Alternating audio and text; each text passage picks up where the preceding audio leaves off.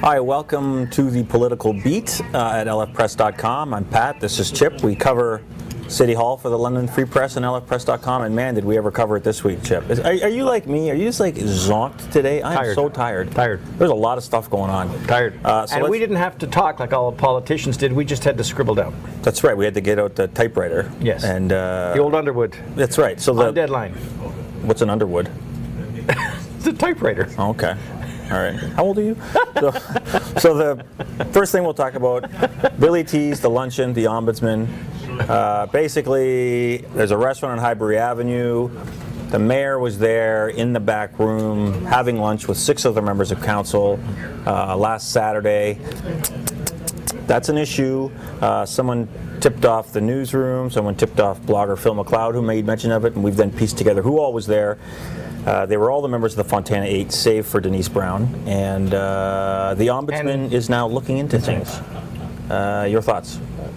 Well, it's when I first heard about it on that weekend, quite frankly, I couldn't believe it. I just thought, not after the furor about the Harmony House a year ago on the eve of the debate. You thought it didn't sound like a legit possibility? I completely poo-pooed it. I thought that they wouldn't do this. I mean, who would seriously do this a year after similar type situation when all the furor that went on last year? I mean, how could this be? That was my first reaction, and even to this day, I say, why didn't somebody say, whoa, just a minute, this could be difficult if this gets out, what we're doing? But to be the devil's advocate, I guess I ask, and I will ask you this, who cares? We know that there are sort of quiet discussions all the time behind the scenes. What's the big deal about this? I think the big deal is the fact that in the Municipal Act they talk about they warn members of council about congregating in significant numbers, and discussing civic business. It is seen as a no-no under municipal legislation.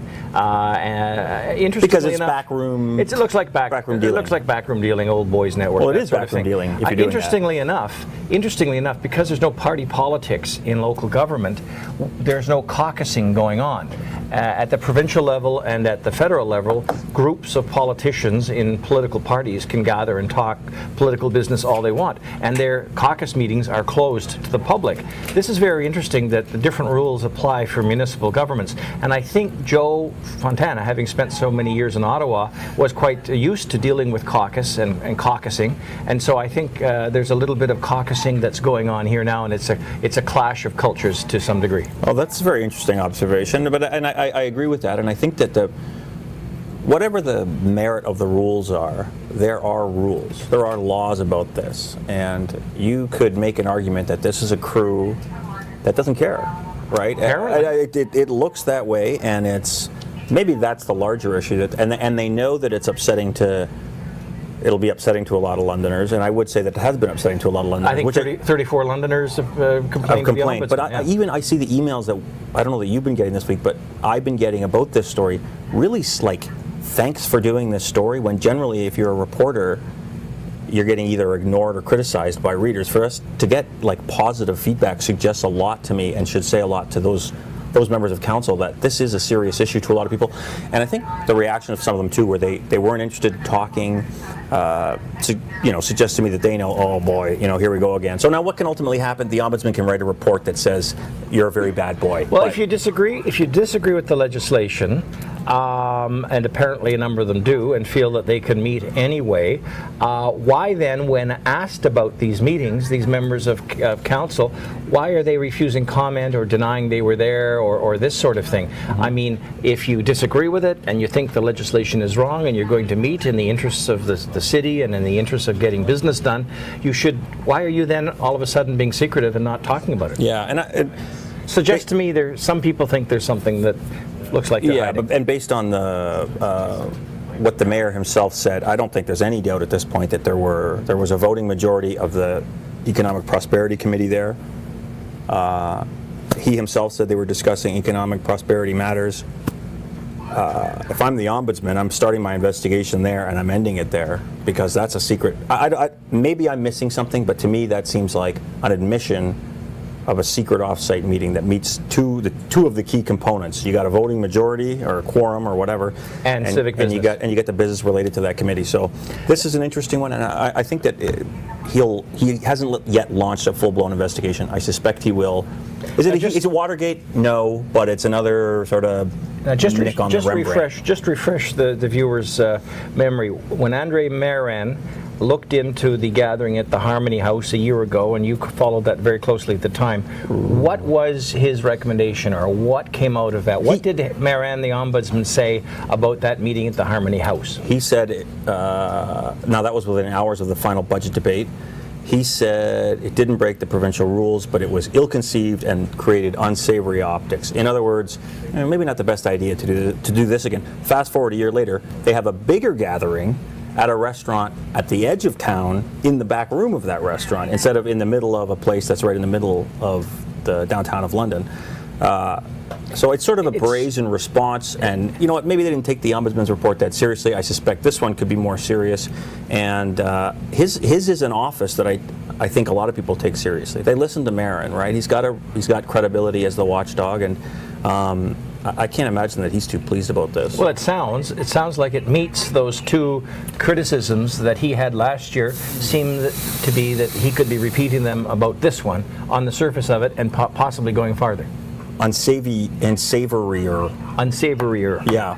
Okay, budget finished last night. It was a late night and a long night, I think, for everybody, but congrats to council and city staff. They got a 1.2% tax hike, which is $30 on the bill if your house is assessed at the average, which is $202,000. I got two schools of thought I heard on the mayor's speech about I'm backing off zero because it's the best thing for the city.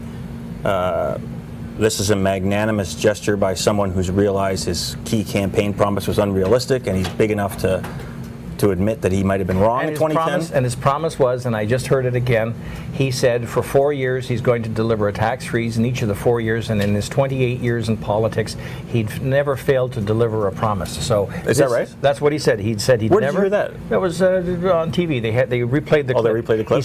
He said in four years it'll be a freeze, and in 28 years in public office, which was at the time when he was running for mayor, he says he's never failed to deliver a promise. So this looks like it's a watershed.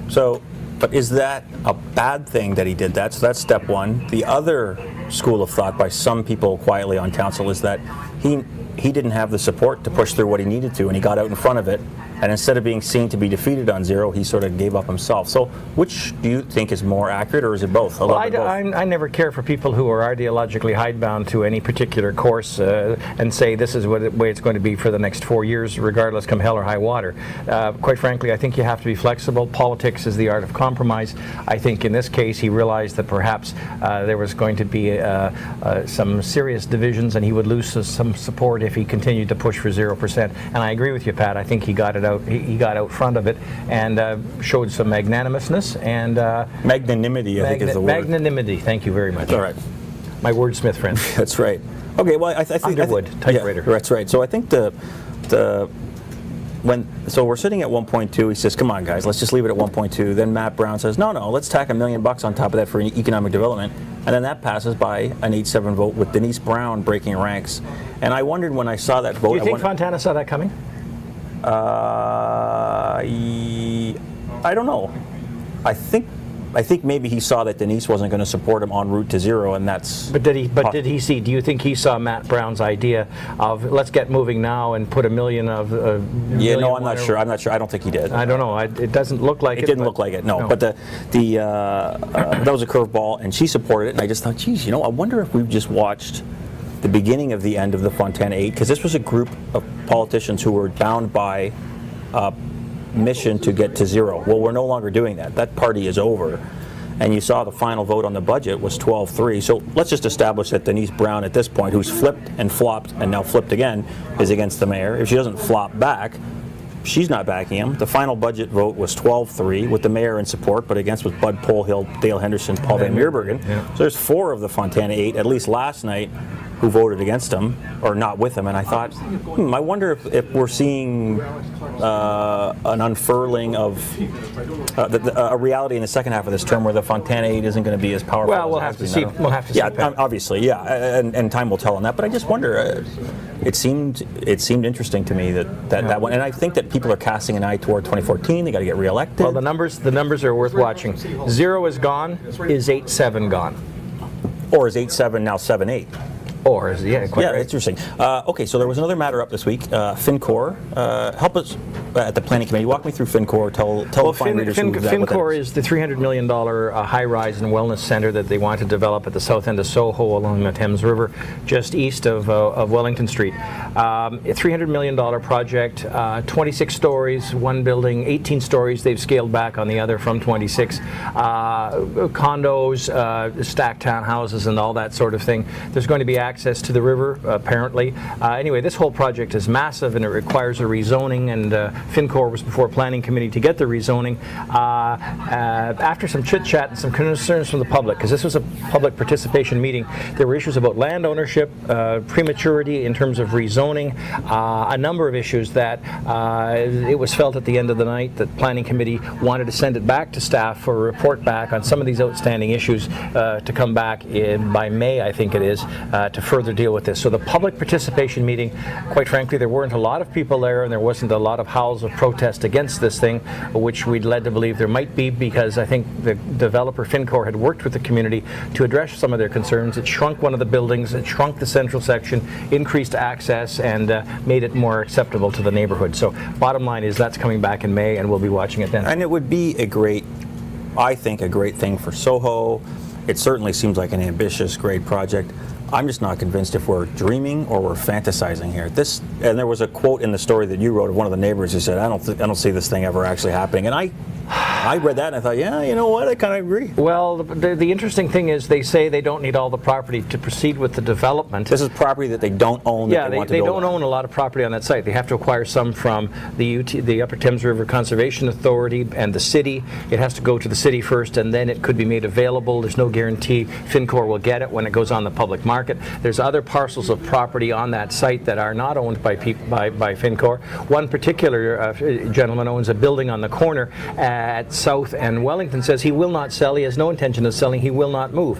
So FinCor says, well, we don't need to get all the properties to start, but the thing is they're going to do it in phases, and where they say they're going to start is right exactly where that building is, where that gentleman is who won't sell it. So I don't know how this is going to work. Next few months there'll be a lot of chit-chat going on, discussions with property owners. We'll have to see if it changes. Quite frankly, there's a lot of hurdles for this thing to And in a broader context, a $300 million development sounds like a massive development to me. This is not a company that's created anything of that scope before. All we know that they own is the Oasis Retirement Center in Lucan, and they had planned to put one into Grand Bend. They seem to be well financed. That remains to be seen. Who knows? We'll have to wait and see. It's one of those developing stories. You said that's what? In May it's back? In May it's back before Planning Committee. Yep. Talking about upcoming things, Pat, I understand that there's an upcoming piece about a hockey player that you've been following. Oh, yes, Chip. Thanks for bringing that up. Unprovoked, I must say. Travis Konechny, who I've been following all season with our series The Prospect, which is at lfpress.com/The Prospect. We have a story going on Saturday that we got a look at the OHL Central Scouting rankings. He's going to be drafted in April. And any idea where he might be drafted? He is ranked #1 in the province, which is sort of unbelievable. And it's looking like the Ottawa 67s will finish last, which means they pick first, and they are sort of in love with him. And why wouldn't they be? He's a great player. So that's the nature of the story that's going, and we're really excited about it for him. How often has the top draft pick in the entire province come from the London area? It's been 10 years since it happened, and it was about 7 years before that. And Any names? Patrick McNeil, who went first overall to Saginaw in 03, and then Charlie Stevens, who went first overall in 97, and they were from Strathroy and Nilestown, respectively. Both struggled in the transition to the professional ranks, but we have a story going in Saturday, and it's got a list of the last 20 #1 picks, and Konechny is not guaranteed to go first, but it's looking very good with the April 6th draft looming. And for us, to have followed him for the season. It's been a really great ride, and we're getting kind of to the point where the pot's really boiling, and I encourage everybody to read it. Even if you're not a hockey fan, it's still And this is in Saturday's London Free Press? And lfpress.com. Well, there you go. So after that shameless self-promotion, thank you very much for watching. We'll see you next time.